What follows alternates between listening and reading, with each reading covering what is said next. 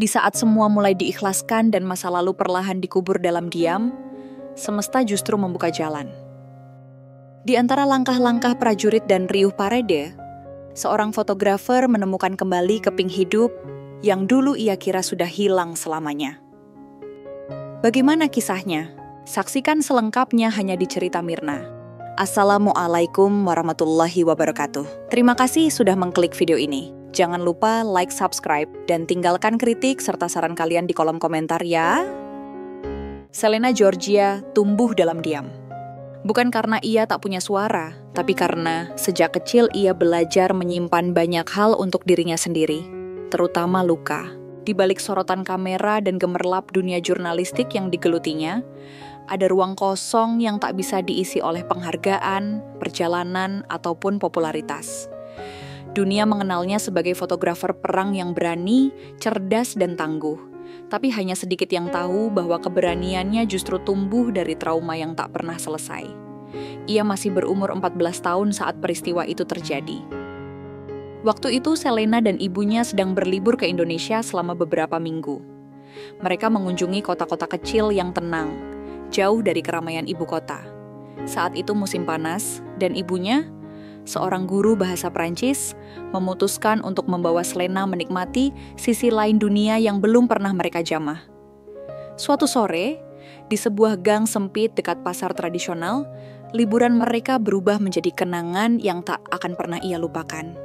Selena kecil nyaris menjadi korban perampokan.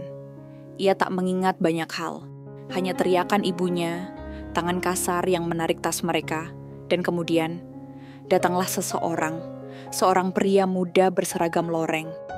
Ia muncul seperti kilatan cahaya di tengah kekacauan. Dengan sigap, pria itu melumpuhkan si perampok, lalu menenangkan Selena dan ibunya yang gemetar. Yang aneh, wajahnya samar.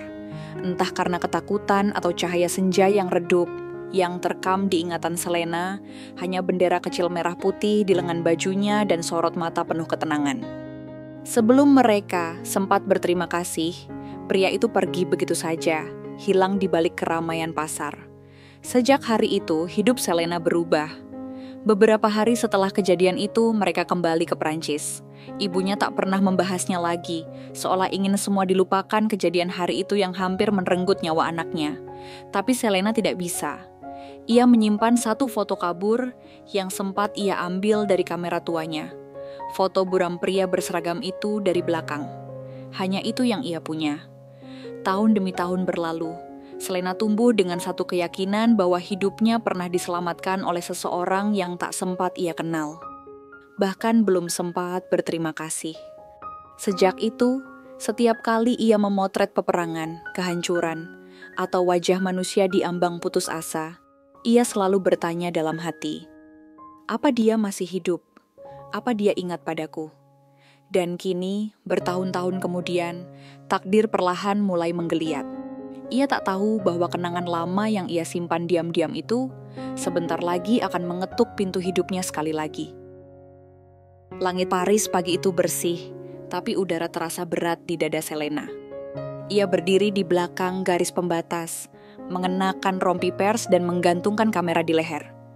Parade militer internasional berlangsung setiap tahun di Champs-Élysées, dan sebagai jurnalis foto, ini bukan pengalaman pertamanya. Tapi entah mengapa, langkah para tentara hari itu terasa berbeda. Ada ketukan sepatu yang menggema lebih dalam dari biasanya. Lensa kameranya membidik wajah-wajah tegas, bendera-bendera negara, formasi yang rapi dan penuh kebanggaan. Tapi saat satu barisan memasuki pandangannya, tangannya tiba-tiba bergetar. Ia tak bisa menekan tombol shutter. Pasukan itu memakai seragam loreng hijau tua, dengan bendera kecil merah putih di lengan.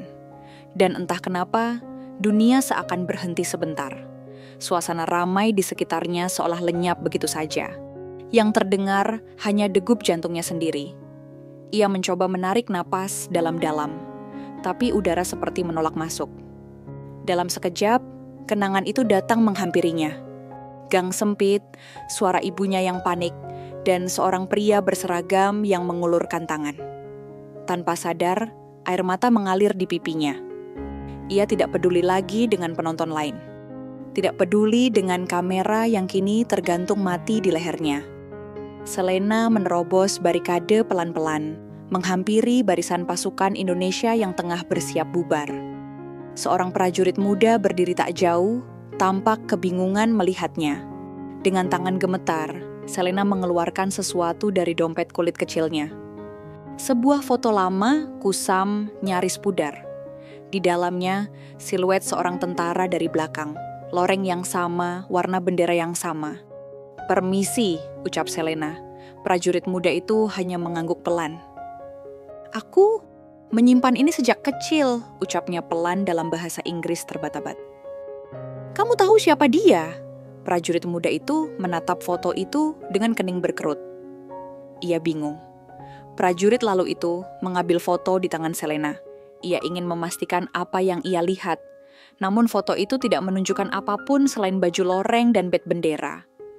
"Ada foto lain yang lebih jelas, Miss?" Tanyanya ragu. Selena hanya menggeleng. "Tidak, cuman ini yang aku punya."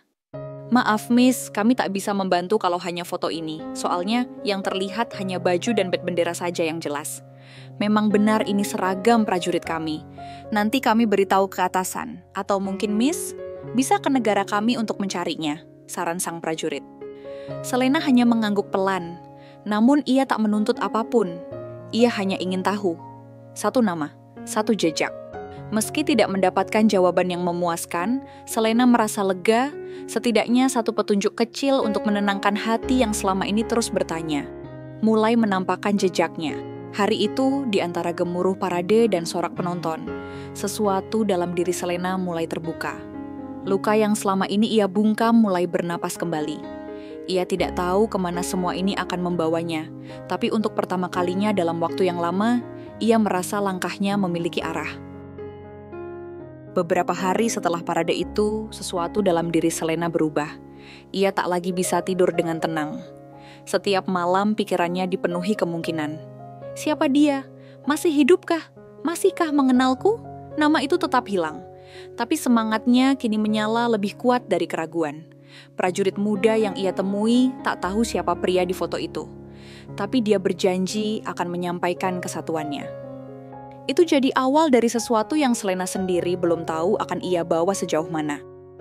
Dan seperti saran sang prajurit itu, ia memesan tiket ke Indonesia. Untuk pertama kalinya ia kembali ke tanah di mana segalanya pernah terjadi. Jakarta menyambutnya dengan panas dan hiruk-pikuk yang tak banyak berubah sejak kunjungan masa kecilnya. Ia tak punya nama, tak punya alamat, hanya selembar foto dan keyakinan yang hampir irasional. Tapi ia tetap datang. Selama berminggu-minggu, Selena mengunjungi kantor-kantor militer, museum, bahkan pasar-pasar lama di kota kecil tempat insiden itu terjadi. Semua terasa kabur. Tak satu pun orang mengingat kejadian itu. Orang-orang berganti, tempat berubah, dan memori manusia rapuh. Namun di balik semua penolakan dan kebuntuan itu, ada satu petunjuk samar. Seorang pensiunan tentara yang ditemuinya di Yogyakarta menyebut nama, Letnan Santoso Wibowo. Ia tak tahu pasti, tapi katanya pria itu dulu ditugaskan di sekitar wilayah tempat kejadian. Tapi setelah ibunya sakit keras, ia mundur dari kesatuannya dan pindah sementara ke Perancis untuk merawat ibunya. Setelah itu kabarnya menghilang. Nama itu bergema dalam kepala Selena. Ia kembali ke Paris dengan secercah harapan. Nama itu tak ada di Google. Tak ada di media sosial. Ia datangi kedutaan Indonesia di Prancis, namun kali ini mereka membenarkan. Tidak seperti pertama kali ia datang. Tapi mereka tak tahu di mana Letnan Santoso tinggal sekarang. Tidak tercatat. Tidak terdeteksi. Hari-hari berganti menjadi bulan. Selena menelusuri dokumen imigrasi, alamat lama, catatan medis, rumah sakit tempat ibunya dulu dirawat. Ia mengetuk pintu demi pintu. Ia nyaris menyerah. Sampai suatu pagi yang biasa di pinggiran kota kecil Prancis, ia melihat sebuah nama di kotak surat rumah tua yang sepi. S. Wibowo. Dunia terasa berhenti sesaat. Rumah itu sederhana, jauh dari kesan militer. Pagar kayu dicat putih, khas rumah Eropa pada umumnya. Kebun kecil di depannya dihiasi tanaman yang tumbuh seadanya. Tak ada tanda-tanda bahwa di dalamnya tinggal seseorang yang pernah menyandang pangkat dan kehormatan. Tapi Selena berdiri di sana, menatap nama di kotak surat seperti menatap bagian dari dirinya sendiri. Tangannya gemetar saat menekan bel. Beberapa detik kemudian, pintu terbuka perlahan. Seorang pria usianya awal 40-an mengenakan sweater celana rumahan. Wajahnya datar, matanya dalam. Selena menatapnya lama. Ada jejak yang samar, tapi terasa familiar. Sorot mata, postur tubuh, caranya berdiri. "Maaf," ucap Selena pelan dalam bahasa Perancis. "Apakah Anda Letnan Santoso Wibowo?" Pria itu tampak terkejut. "Ya, saya Santoso," jawabnya ragu. "Kok kamu tahu namaku?" tanyanya lagi. Selena menahan napas. Ia membuka dompetnya, lalu mengeluarkan foto itu. Foto lama yang sudah lecek. "Saya sudah lama mencari keberadaan Anda. Ini foto Anda saat menyelamatkan saya dulu di sebuah pasar Indonesia. Saya masih 14 tahun waktu itu. Anda yang waktu itu pakai seragam ini bukan?" Santoso mengambil foto itu, menatapnya lama. Wajahnya berubah. Ia duduk perlahan di bangku kayu depan rumah, napasnya berat. "Saya tidak ingat," katanya pelan. "Saya memang pernah ditugaskan di sekitar sana. Dan ya, saya ingat pernah membantu seorang ibu dan anak, tapi saya tidak pernah tahu siapa mereka." Selena menunduk. Suaranya bergetar.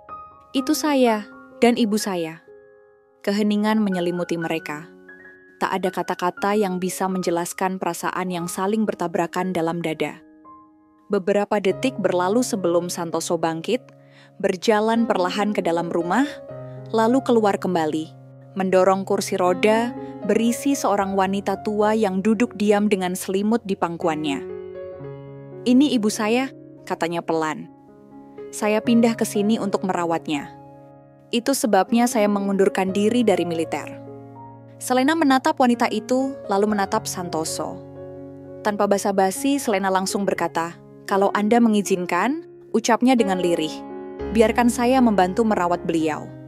Saya ingin melakukan sesuatu yang lebih dari sekadar terima kasih." Santoso menggeleng perlahan. "Kau tak harus melakukan itu, tapi saya ingin. Dulu kau menyelamatkanku, sekarang beri aku kesempatan untuk merawat ibumu. Anggap saja ini sebagai balas budiku." Diam. Lalu perlahan Santoso menatap Selena, seperti melihatnya dengan mata yang benar-benar baru. Dalam keheningan sore itu, dua orang asing yang dulu terikat oleh kejadian singkat, akhirnya menemukan kembali benang yang pernah putus. Sebuah pelukan pun terjadi. Ringan namun penuh makna yang tak pernah bisa dijelaskan dengan kata-kata. Hari-hari setelah pertemuan itu berjalan pelan, namun pasti. Tidak ada ledakan emosi besar. Tidak ada pengakuan dramatis seperti dalam film. Semuanya tenang, sederhana, seperti kehidupan yang dijalani dua orang yang sama-sama lelah berlari. Selena mulai datang setiap pagi. Ia membantu membersihkan rumah, memasak makanan hangat, terkadang menggantikan Santoso menjaga ibunya jika ia butuh istirahat. Ia tak pernah memaksa atau banyak bicara. Semua ia lakukan seperti naluri, seolah ia memang ditakdirkan untuk hadir di rumah itu. Awalnya Santoso bersikap canggung. Ia bukan tipe pria yang pandai bicara, apalagi mengekspresikan perasaan. Hidup dalam disiplin militer selama bertahun-tahun membuatnya terbiasa dengan jarak. Tapi setiap kali ia melihat Selena dengan sabar menyuapi ibunya, atau saat ia mendengar suara tawa lembut wanita itu di dapur yang dulu selalu sunyi, dinding dalam dirinya perlahan runtuh. "Ibu senang kamu di sini," ucap Santoso suatu malam, sambil menyandarkan tubuhnya di kusen pintu. Selena sedang melipat selimut. Ia menoleh, lalu tersenyum tipis. "Saya juga senang, bisa merawatnya," jawabnya singkat. Mereka tak banyak membicarakan masa lalu. Bagi Selena, cukup tahu bahwa pria itu benar-benar nyata, dan ia bisa ada di sisinya hari ini, itu bukan kebetulan, tapi perjuangan. Bagi Santoso, cukup melihat bahwa seseorang yang pernah dia tolong ternyata membawa cahaya di masa kini. Tak lama kemudian, Ibunda Santoso jatuh sakit lebih parah. Tubuhnya makin lemah dan suaranya makin jarang terdengar. Selena menggenggam tangannya hampir setiap malam. Di mata wanita tua itu, mungkin ada sedikit kedamaian yang ia temukan di detik-detik terakhir hidupnya. Dan pada pagi yang dingin dan tenang, tanpa suara, ibunya pergi. Wajahnya damai, seolah sudah mengerti semuanya. Selena duduk di sisi ranjang, menangis dalam diam. Santoso berdiri di ambang pintu cukup lama, sebelum akhirnya masuk dan duduk di sebelahnya. Sekarang aku tinggal sendiri, tapi terima kasih sudah merawat ibuku dalam 2 bulan ini, katanya lirih. Ia tahu, saat itu pula ia tak bisa membiarkan Selena pergi. Bukan karena rasa kasihan, tapi karena di antara kehilangan, ia menemukan seseorang yang datang untuk membangkitkan gairah hidupnya kembali. Selena menatap Santoso dengan penuh kasih sayang, lalu ia bangun dari duduknya dan memeluk Santoso. "Aku di sini untukmu," bisik Selena. Setelah pemakaman yang sederhana, keheningan menyelimuti rumah itu. Tidak ada isak tangis keras. Hanya suara burung-burung kecil di pepohonan belakang rumah dan angin musim gugur yang mulai menggugurkan daun-daun tua. Selena duduk di teras, menyeduh teh hangat. Dunia luar terasa jauh, dan untuk pertama kalinya ia tak merasa perlu mengejarnya. Santoso keluar perlahan, membawa buku tua yang sudah usang. Ia duduk di kursi di sebelahnya, diam. Sudah beberapa minggu sejak ibunya meninggal, dan mereka belum banyak bicara tentang arah hidup selanjutnya. Tapi kadang, diam di antara 2 orang bukan berarti kehampaan, melainkan kenyamanan. "Kamu tak ingin kembali ke rumah?" tanya Santoso akhirnya. Selena menatap ke jalan kecil yang membelah desa. Ia mengenal jalan itu sekarang. Setiap sudut, setiap cahaya sore, bahkan suara derit kayu dari pagar rumah tetangga. Tempat ini bukan sekadar lokasi, ini rumah. "Aku sudah di rumah," jawabnya pelan. "Dan mungkin aku sudah pulang sejak lama, hanya saja baru hari ini aku sadar." Santoso menunduk. Ada senyum kecil di bibirnya, nyaris tak terlihat. Mereka tak pernah merencanakan segalanya, tapi waktu tanpa mereka sadari telah menumbuhkan sesuatu yang lebih kokoh dari janji-janji dan kepercayaan. Kedekatan yang dibangun perlahan, dari perhatian kecil, dari kehadiran yang tak pernah menuntut balasan. Beberapa bulan kemudian mereka memutuskan menikah secara sederhana, meski umur mereka terpaut jauh. Selena tak lagi mempedulikan soal umur, karena cintanya sudah terlalu dalam untuk Santoso. Di mata orang lain mungkin ini kisah biasa, tapi bagi Selena, Santoso adalah akhir dari pencarian panjangnya. Santoso tak lagi mengenakan seragam, tapi bagi Selena, ia tetap prajurit yang sama. Karena ketenangan di sorot matanya, sorot yang dulu menyelamatkannya, dan kini menemaninya menjalani hidup yang baru. Dan di rumah kecil yang dulu sunyi itu, suara tawa mulai akrab terdengar. Dapur tak lagi dingin, meja makan tak lagi sepi. Selena tak lagi hanya mengabadikan dunia. Kini ia menjalaninya penuh, utuh, dan damai. Karena terkadang, yang kita cari bukan jawaban, bukan kejayaan, bukan pelarian. Tapi seseorang yang tetap tinggal, bahkan saat segalanya berubah.